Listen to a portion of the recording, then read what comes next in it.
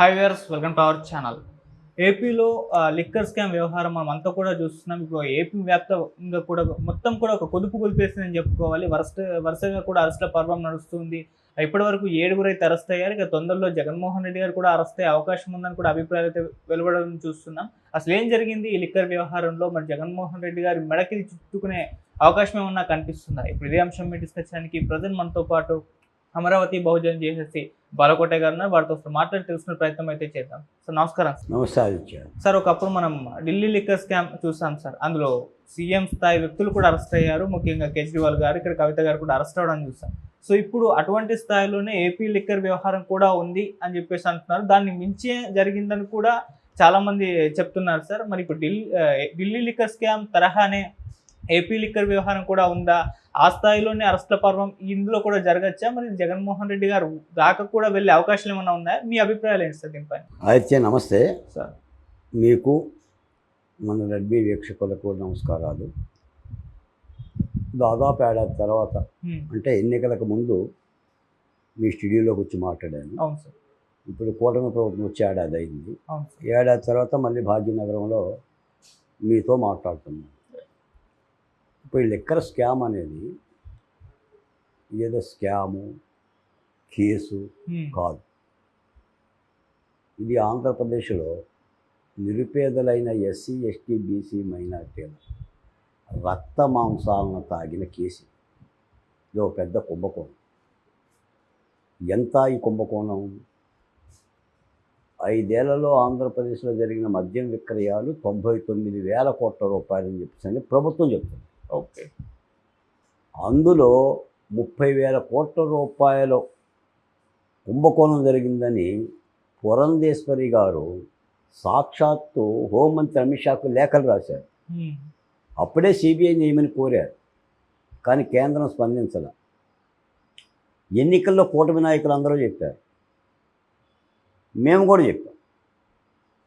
ఇటీవల లావు శ్రీకృష్ణదేవరాయలు గారు సాక్షాత్తు పార్లమెంట్లో 144 కోట్ల మంది భారతీయ ప్రజలకు వినబడేలా 18,000 కోట్ల రూపాయల కుంభకోణం జరిగింది, 4,000 కోట్ల రూపాయలు విదేశాలకు తరలించబడ్డాయని చెప్పారు. ఇప్పుడు కూటమి ప్రభుత్వం వేసిన సిట్టు దర్యాప్తు చేస్తుంది. 3,200 కోట్ల రూపాయల అవినీతి జరిగిందని దర్యాప్తు చేస్తుంది.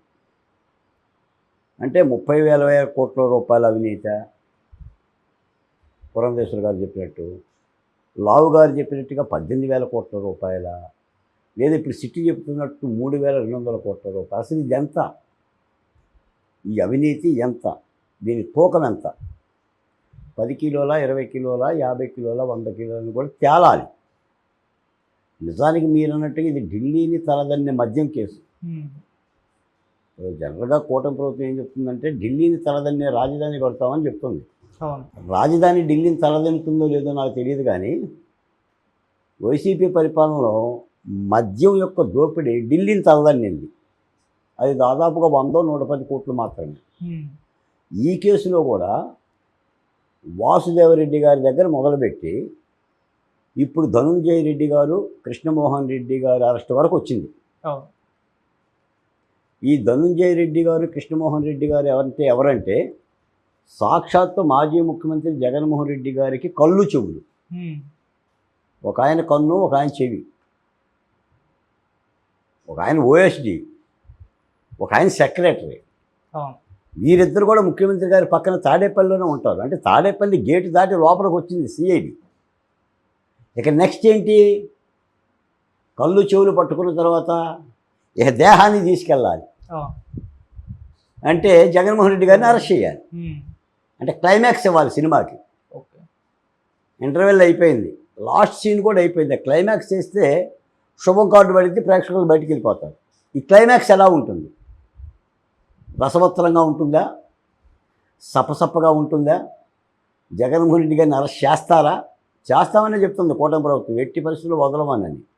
మరి జగన్మోహన్ రెడ్డి గారిని అరెస్ట్ చేస్తే, ఆయన జైలుకు పంపితే ఆయనకి రాజకీయంగా సానుభూతి వచ్చి ప్రజల్లో ఓట్ల బలం పెరుగుతుందని చెప్పి ఆగుతుందా? ఇవన్నీ ప్రశ్నలే.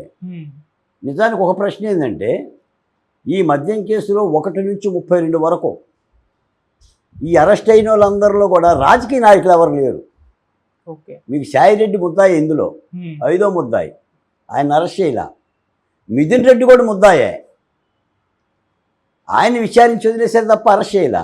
అవును. ఇంకొక ఆయన వైఎస్ అనిల్ రెడ్డో అవినాష్ రెడ్డో ఎవరు ఉన్నారు, ఆయన అరెస్ట్ చేయాలి. అసలు వైఎస్ అనంగంలోనే ఆగిపోయింది దర్యాప్తు. మరి ఆ 2 అక్షరాలు అంటే ఏమన్నా ప్రేమ భయం నాకు తెలియదు, కానీ రాజకీయ నాయకులు లేరు. ఓకే. ఉన్నంత కసిరెడ్డి, రాజిరెడ్డి, వాసుదేవరెడ్డి, ఇప్పుడు ధనుంజయ రెడ్డి, కృష్ణమోహన్ రెడ్డి, అంటే అధికారులే ఉన్నారు. మరి శివుడాజ్ఞ లేకుండా సేమ కొడుతుందా? ఆదిత్య? లేదు సార్. ఇప్పుడు రాజకీయ ప్రమేయం లేకుండా మీకు ఒక మాట చెప్పాను, పెద్ద జోకు. విజయసాయిరెడ్డి గారు ఏం చెప్పారు? కసిరెడ్డి గారికి 100 కోట్ల రూపాయలు నేను అప్పిచ్చానని చెప్పాడు. అంటే కసిరెడ్డి, రాజిరెడ్డి మద్యం వ్యాపారం చేయడానికి డబ్బులు లేవు. ఓకే. డబ్బులు లేకపోతే నేను అప్పిప్పించాడు, ఏదో బిస్లరీ పెట్టాడు ఆయన పేరు మీద. కాబట్టి తెలివైన క్రిమినల్ నన్నే మోసం చేశాడు అని అన్నాడు.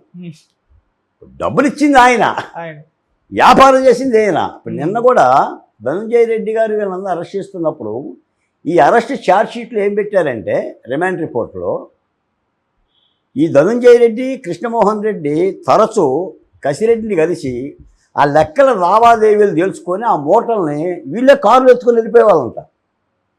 మోసగాళ్ళని సినిమా ఉంది, కృష్ణ, ఎస్వి రంగారావు, నాగభూషణం గారు. ఎవడు కూడా సంచులు కొట్టుకుంటూ ఉంటారు, గుర్రాల మీద వెళ్ళిపోయి ఓలలోకి దోచేసి ఎవడ మూటవాడు ఎంత అయితే అంత మూట కట్టుకొని గుర్రం మీద తీసుకుని వెళ్ళిపోతారు. అలా వీళ్ళిద్దరూ డబ్బులు తెచ్చేసి తాడేపల్లి ప్యాలెస్కి అప్పచెప్పారు. ఎవరికి అప్పచెప్పారు? తాడేపల్లి ప్యాలెస్లో ఆ అదృశ్య శక్తి ఎవరు? ఇప్పుడు అది తేలాలి. మరి నిన్న కూడా లోకేష్ గారు మోడీ గారిని కలిశారు. సరే, వెళ్ళటం అయితే ఏదో సాధారణంగా ఏదో ఆహ్వానిస్తే సరదాగా వెళ్ళారని అంటున్నారులే, కానీ దాదాపు గంటన్నర మోడీ గారితో లోకేష్ గారు కూర్చున్నారు, ఒక రాష్ట్ర మంత్రి. మరి ఆ మీటింగ్ రహస్యం ఏంటి? అంటే మోడీ గారికి చెప్పడానికి వెళ్ళాడా, జగన్మోహన్ రెడ్డి గారిని మేము అరెస్ట్ చేస్తున్నాం కాబట్టి మీకు తెలియపరచడమైనది అని ఏమన్నా రూట్ మ్యాప్ కానీ ఆమోదం కానీ తీసుకోవడానికి వెళ్ళారా? ఇదంతా పెద్ద రాష్ట్రంలో చర్చ జరుగుతుంది. అంటే ఒకటి ఏంటంటే ఆదిత్య, మనం ఏదో కళ్ళు మూసుకొని పాలు తాగుతున్నాం, మనల్ని ఎవడ చూడటం లేదు అని అనుకుంటే నా దృష్టిలో వాళ్ళు వీవీఐపీ పెచ్చోడి కింద లెక్క. అంటే ప్రజలు ప్రతిదీ గమనిస్తారు. ఎందుకంటే మేము 5 ఏళ్ళు ఉద్యమం చేసిన వాళ్ళం. మేము ఆనాడు చెప్పాం ఓసీపీ ప్రభుత్వానికి, జగన్మోహన్ రెడ్డి గారికి చెప్పినప్పుడు వాళ్ళు మా మాటల్ని, మా అరుపుల్ని, మా ఆవేదనల్ని, మా కేకల్ని ఏకలతో తీసేశారు. అరణ్య రోదనగా అయిపోయింది. వెరసి ఫలితం ఏమైందంటే ప్రజలు విన్నారు మా మాటల్ని. ఇప్పుడు కూడా బాలకోటే మాట ప్రజలు వింటారు, నా ప్రజలు వింటారు. నా ఎస్సీలు, నా ఎస్టీలు, నా బీసీలు, నా మైనారిటీలు, నా ప్రజలే వింటారు. అసలు ఈ మధ్యలో కుంభకోణం ఎంత? క్లైమాక్స్ ఉంటుందా సినిమాకి? ఉంటుందా? క్లైమాక్స్ ఎలా ఉంటుంది? ఎప్పుడు ఉంటుంది? ఎన్ని రోజులకు ఉంటుంది? ఇవన్నీ ప్రశ్నలే. వెరసి ఇప్పుడు వాళ్ళు ఏమంటున్నారంటే అసలు ఇది ప్రేరేపిత కుట్ర కేసు అంట. అసలు మద్యం కుంభకోణమే లేదు. మీకు మాట చెప్పానా, మొత్తంగా జరిగిన మద్యం అమ్మకాల్లో 99,543 కోట్ల రూపాయల వ్యాపారం జరిగితే అందులో డిజిటల్ పేమెంట్స్ 651 కోట్లు అండి. అంటే ఆన్లైన్ ద్వారా పేమెంట్ చెల్లించింది కేవలం 651 కోట్లు.